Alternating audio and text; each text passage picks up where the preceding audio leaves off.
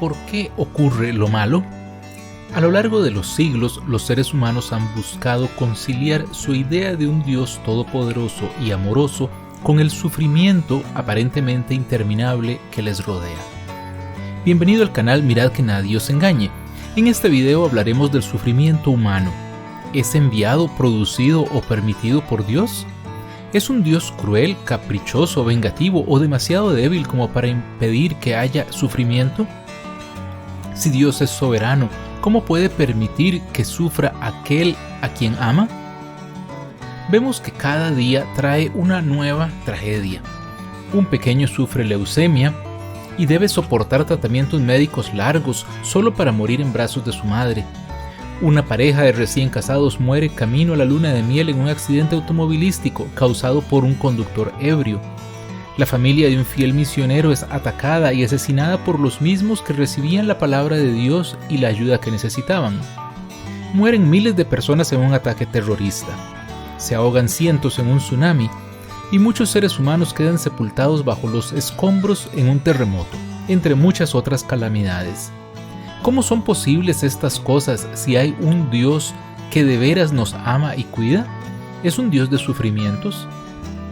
La respuesta habitual del ser humano ante la tragedia es culpar a Dios, como lo hizo Charles Darwin después de que muriera su amada hija Annie.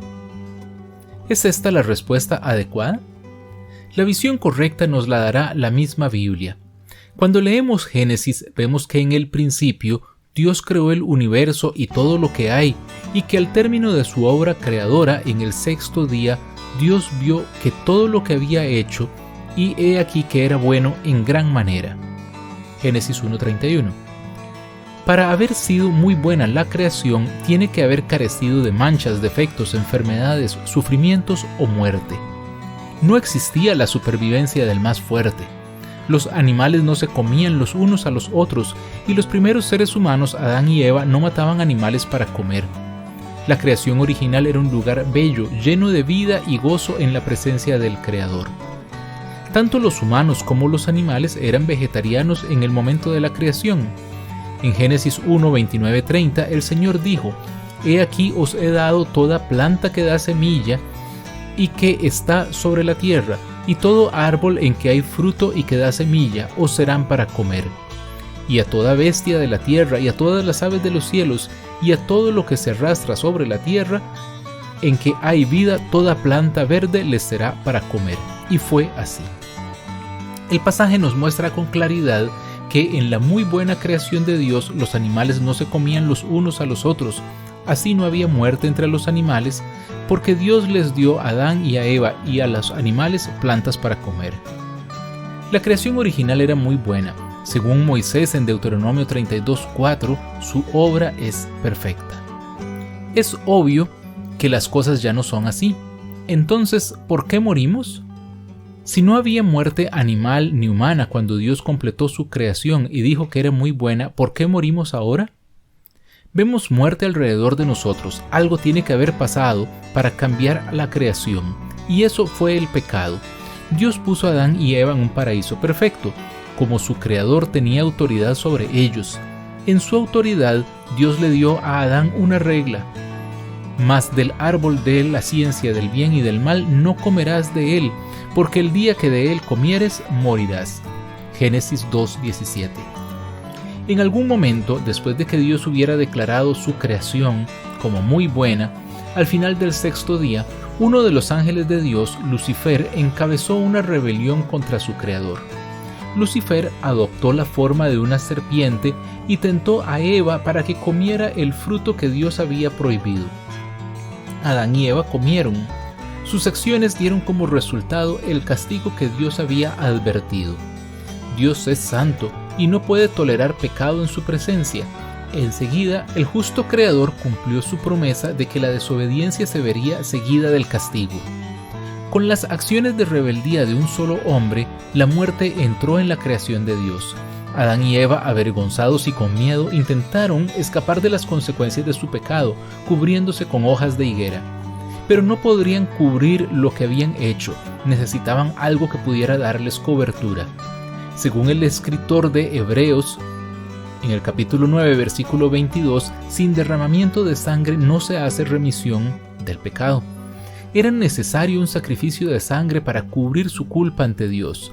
Para ilustrar la horrible consecuencia del pecado, Dios mató a un animal y les hizo túnicas de piel que cubrieran a Adán y Eva. No se nos dice qué tipo de animal era este, pero tal vez fuera un cordero, símbolo de Jesucristo, Cordero de Dios que derramaría su propia sangre para quitar el pecado del mundo. Antes de continuar, te invitamos a comentar qué piensas de este tema. Déjanos tu comentario y puedes darnos también un like y suscribirte a nuestro canal. Continuamos entonces. En Génesis 3 también revela que la tierra fue maldecida. Ahora los espinos y los cardos formarían parte del mundo. Los animales fueron maldecidos y la serpiente más que los demás. El mundo ya no era perfecto porque estaba bajo la maldición del pecado. Ahora abundaría el sufrimiento y la muerte en lo que era antes la perfección de la creación. ¿Qué tiene que ver todo esto con cada uno de nosotros? Si Adán decidió desobedecer a Dios y eso fue lo que introdujo el pecado en el mundo, ¿por qué tenemos que sufrir todos el castigo? Cuando Adán y Eva pecaron, Dios los echó del jardín del Edén, según Génesis 3, 20 al 24, y empezaron a tener hijos. Cada uno de sus hijos heredó la naturaleza de pecado de Adán y cada uno de sus hijos se rebeló contra su Creador. Todos los seres humanos descendemos de Adán y Eva y nacimos con el mismo problema, la naturaleza de pecado. Si somos sinceros con nosotros mismos, veremos que Adán es fiel representante de todos nosotros. Si una persona perfecta en un lugar perfecto decidió desobedecer las reglas de Dios, ninguno de nosotros habría hecho algo mejor. El apóstol Pablo escribe en Romanos 5:12, como el pecado entró en el mundo por un hombre, y por el pecado la muerte, así la muerte pasó a todos los hombres, por cuanto todos pecaron. Como hijos de Adán heredamos la naturaleza del pecado de Adán. Todos en algún momento desobedecimos una orden del Creador, así que todos merecemos morir y sufrir el castigo eterno en el infierno. Tenemos que entender que ni uno de nosotros es inocente ante Dios. Romanos 3:23 dice, por cuanto todos pecaron están destituidos de la gloria de Dios.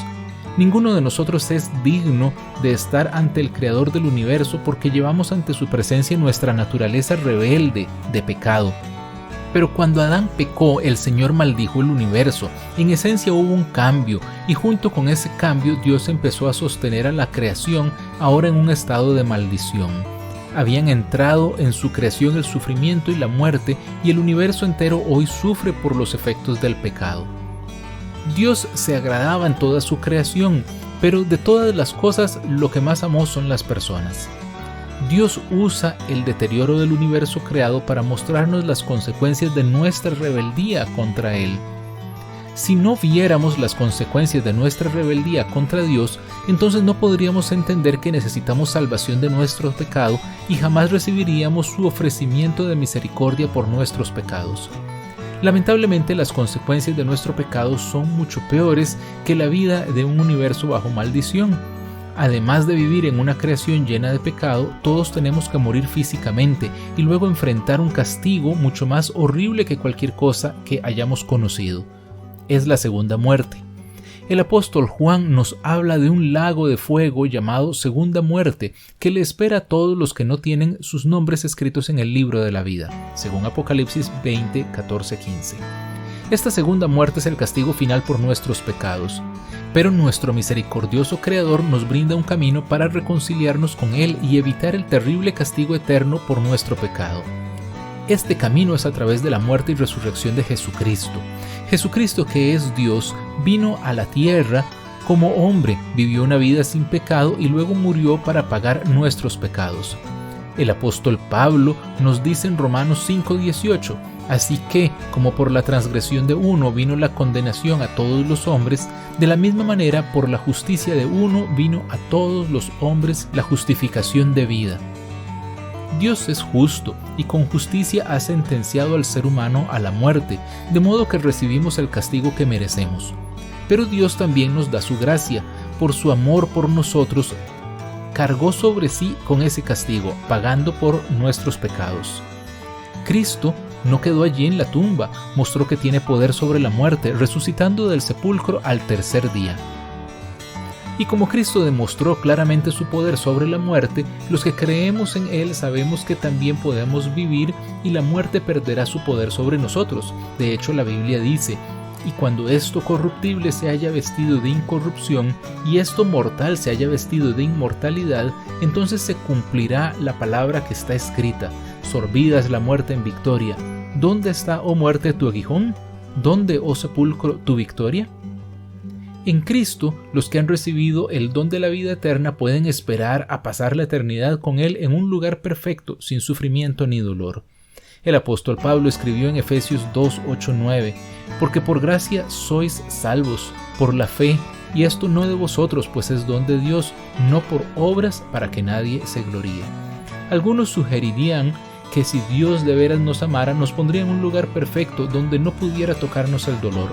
Sin embargo, Dios ya lo hizo una vez y Adán se rebeló. Con la misma oportunidad, nosotros haríamos lo mismo que Adán. Dios demostró su amor al morir por el mundo y resucitar a la vida de nuevo. Todos los que reciben el don de la gracia de la vida eterna pasaremos la eternidad con Él. Comparado con la eternidad, el tiempo que pasamos aquí en el mundo bajo maldición es apenas una insignificancia. Dios completará su demostración de amor al poner a los que reciben su salvación en el lugar perfecto por todos los siglos. Si el Señor te está llamando hoy, no cierres la puerta de tu corazón y acepta su llamado de misericordia. Muchas gracias por tu atención a este video. Si te ha gustado, dale me gusta, no dejes de comentar en la caja de comentarios y suscríbete a nuestro canal. Gracias.